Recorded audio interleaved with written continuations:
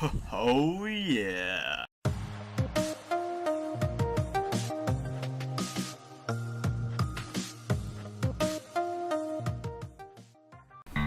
So you wanna main Orendi? Well, okay then. Well, before we start with the PvP setup, do's and don'ts, let's talk a little bit about this Veramorphic Psycho, because I know you're not playing her for her assets. Phoebe. But if you are, well, you like what you like. See, in short, Orendi is basically what you get if you took Veigar from League and locked him in a room with Tiny Tina and told Gearbox to foster the child. What more of a badass offspring could you get than Orendi? Apart from being a rogue attacker, meaning her affiliation is with the rogues alongside Reyna, Shane, and others, her primary benefit is sweet damage as well as agility. She's a bursty range caster with a high basic attack speed, nimble movement speeds, and strong status effects or low cooldowns depending on her build, but she can't take damage.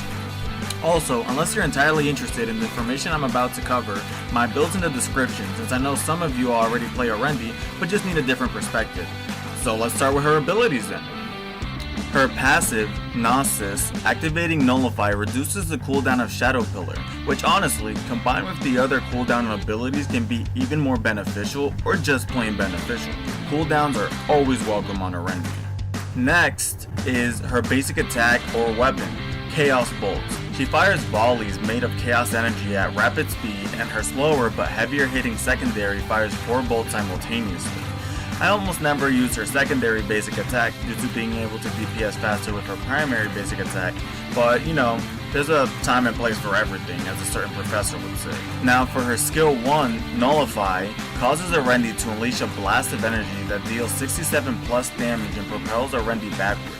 With the right timing and positioning, this skill goes from useful to just downright reliable immediately. You can cross gaps, jump towards running players, dodge, weave Nene, it's crazy. It's like a emo rabbit or something. For skill 2, Orendi has Shadow Pillar. After 1.5 seconds, you summon a large column of fire dealing 300 plus damage at a range to any poor and suspecting enemies. Also great for clearing weight, and then eventually ruling the world. Now, for her ultimate, Paradigm Shift, after about 1.5 seconds of Naruto hand signs, Orendi fires an intense blast directly in front of her, dealing 500 damage to anyone caught in the blast. Its range is about the same of the base Shadow Pillar cast distance, and it's quite hard to dodge due to the sheer velocity and lack of a sign of this move being cast. It can be aimed wherever the player is facing, great for those pesky Thorns or Marquises sniping at a higher elevation, although this attack isn't global, so don't expect some sort of sniper beam. Now for her talent, Chaos Magic allows Orendi's abilities to be augmented to increase damage, add status effects, or drastically reduce cooldown timers. Okay, Orendi, like every other champ or badass in the game, has 2 helixes with an equal amount of ability enhancements or upgrades for them. Orendi happens to have the Chaos and Carnage helix skill tree.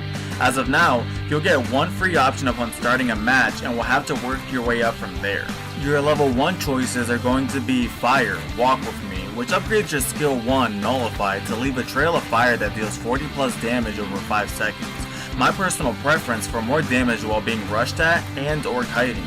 Or on the Carnage side, you'll have Burn and Busted, which upgrades Shadow Pillar to reveal all cloaked enemies in the area, which is effective against the likes of Oscar Mike and Shane as well as others, so this would be a better choice if you have both or more cloakable enemies on the opposite team, but much more situational than the former.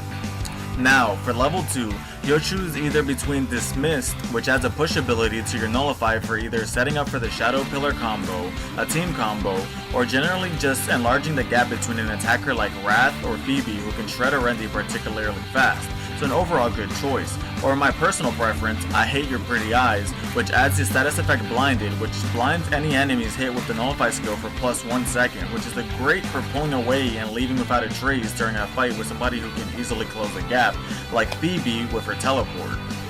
Now, for level 3, you'll receive the Chaos Let's Bounce, which will propel Orendi in the direction she is moving, which adds more flexibility for dodging attacks, which is always nice since she's so squishy, or you can go ahead and add more survivability by choosing my personal preference for most battles. Oh, that reminds me, which by activating Nullify, Orendi's shields, although small, immediately start recharging, which is nice to combine with the previously mentioned I Hate Your Pretty Eyes to get your shields back and can take at least 1 or a few more shots before dying while running away. And in the center here, we have the mutation Mind Bullets, which allows a Rendi's secondary heavy weapon to home in on the closest enemy for a shotgun-like effect.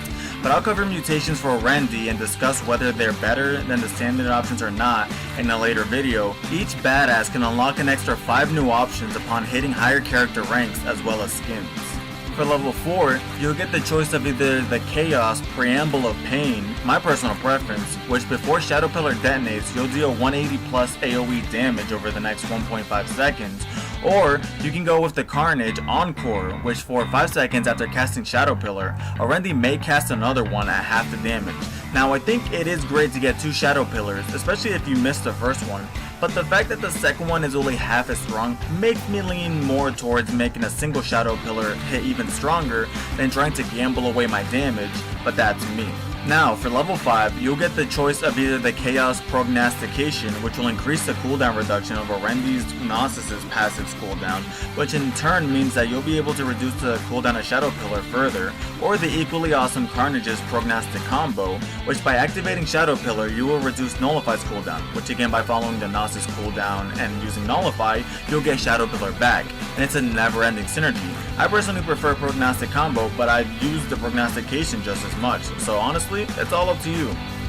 For level 6, you'll get to choose between Nihilism on the Chaos side, which increases Nullify's base damage by 15%. Not too shabby, but already doesn't do a ton of damage, so no point in trying to play catch up with its damage, you know?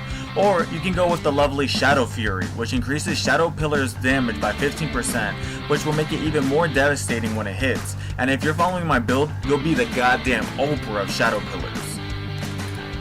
Now, for level 7, you get to choose between Chaos's Force of Will, which will increase all skills damage by 15%, or Carnage's Essence Theft, which all skills will heal a Rendi for a portion of the damage dealt, which honestly isn't too bad of a skill, but a Rendi already has such low health and shields that I feel like dishing out as much damage as possible would be a lot better than just trying to survive. For level 8, you get to either choose Chaos's Rapid Deterioration, which reduces Nullify's cooldown by 20%, or Carnage's I Hate Your Pretty Shields, which allows Nullify to penetrate enemy shields by 16%, which although the cooldown is great in nearly all situations, I do roll with the odd one on this and go shield penetration solely because it's great when fighting shielded heavy badasses, or just to finish off a low health enemy as well. Ooh, we're almost there. For level 9, you'll get a similar set of options on the Chaos side, which is Shadow Fire Storm. It will reduce the cooldowns of your Shadow Pillar by 20%. 20%? Remember what I said about Oprah? Or you can forget that and choose the equally awesome Still Hating Your Shields, which allows Shadow Fire to penetrate enemy shields, giving a 60% shield penetration, and honestly, this all depends on whether you're fighting Montanas and Isaacs or other tanks, and or you're fighting less heavy people like Thorn or opposing Rendis. I roll with the Still Hating Your Shield solely for maximum damage output on a target. Keep that in mind, if a target doesn't use shields like Thorn or Miko, it really won't do much. Last but not damn least, at level 10 is an upgrade for your ult Prodigum Shift, which on the Chaos side, you'll have Thought Rejection, which will equip your ult with Nullify-like attributes, allowing it to push back and blind enemies caught in your Nega Kamehameha. Or you can roll with the Carnage's Reign of Chaos, which upon activating your ult, Prodigum Shift immediately cools down Shadowfire Pillar.